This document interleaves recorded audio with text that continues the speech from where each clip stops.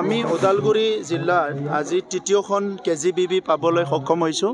Majbat KGBB Kasturba Gandhi বালিকা বিদ্যালয় আৰু এইটো যিটো কনসেপ্ট এটা ৰেসিডেন্সিয়েল স্কুল আমাৰ ছাত্ৰীসকলৰ কাৰণে গাৰ্লছ ষ্টুডেণ্টসকলৰ কাৰণে আৰু ইয়াত ৰেসিডেন্সিয়েল স্কুল হিচাপে ইয়াত যিসকল ছাত্ৰীসকলে এডমিশ্যন পায় তেখেতসকলে এটা সুস্থ পৰিৱেশত ভাল শিক্ষা গ্ৰহণ কৰিব পৰা যায় আৰু এইখন বিদ্যালয় নিৰ্মিত হোৱাৰ পিছত ইয়াৰ ফাৰ্নিচাৰৰ পৰা আদি কৰি গোটেই মেনেজমেণ্টটো বিটিআৰ চৰকাৰে দায়িত্ব লৈছে।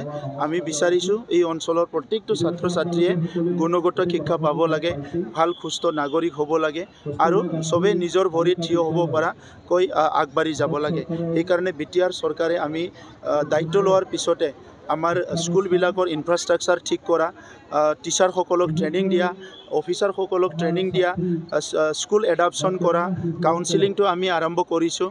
গতিকে ভাল শিক্ষা গ্ৰহণ কৰাৰ কাৰণে এটা সুস্থ পৰিৱেশ গঢ়ি তোলাৰ কাৰণে বৰ্তমান আমাৰ বিটিআৰ চৰকাৰখনে আমি দিনে নিশাই কাম কৰি আছোঁ। বিটিআৰ সম্প্ৰসাৰণ কৰা বুলি কৈছে আপুনি আজি কি কৈছে? বিটিআৰৰ সম্প্ৰসাৰণ হৈছে বুলি কৈছে। ইতিমধ্যে আমাৰ 41খন গাঁও অন্তৰ্ভুক্ত হৈছে গহপুৰলৈকে আৰু কিছুমান গাঁও অন্তৰ্ভুক্ত হ'ব লগা আছে। সেই অন্তৰ্ভুক্ত হ'লে আমাৰ লাহে লাহেকৈ বিটিআৰৰ বিভিন্ন এৰিয়া ইয়াত কভাৰ হৈ যাব। গতিকে এইটো বিটিআৰ চুক্তিৰ এটা দফা আছিলে, সেই দফা হিচাপে সেই গাঁওবিলাক অন্তৰ্ভুক্ত হৈ গ'ল। গতিকে মাজবাটটো আগতে বাউণ্ডাৰী আছিলে, এতিয়া আমাৰ মাজবাটটো আমাৰ বাউণ্ডাৰী নহয়, মাজবাটটো আমাৰ মাজত আহি গ'ল।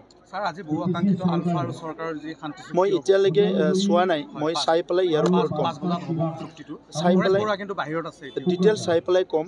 আমাৰ সকলোৰে অনুৰোধ পৰেশ বৰুৱা ডাঙৰীয়া মূল খুঁটিলৈ আহিব লাগে, যিহেতু তেখেতৰো অসমৰ প্ৰতি তেখেতৰ দায়িত্ব আছে, তেখেতৰ কিবা এটা চিন্তা আছে, কিবা মিছন ভিজন আছে।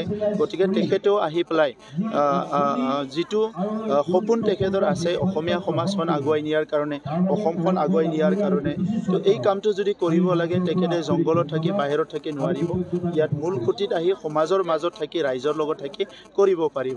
গতিকে আমি অসমৰ নাগৰিক হিচাপে আমি তেখেতক অনুৰোধ কৰিম যে অসমক ভাল পাওঁ হিচাপে অনুৰোধ কৰিম তেখেতেও আহি মূল খুঁটিত আহি ইয়াত আহিব, মানে জইন হ'ব লাগে।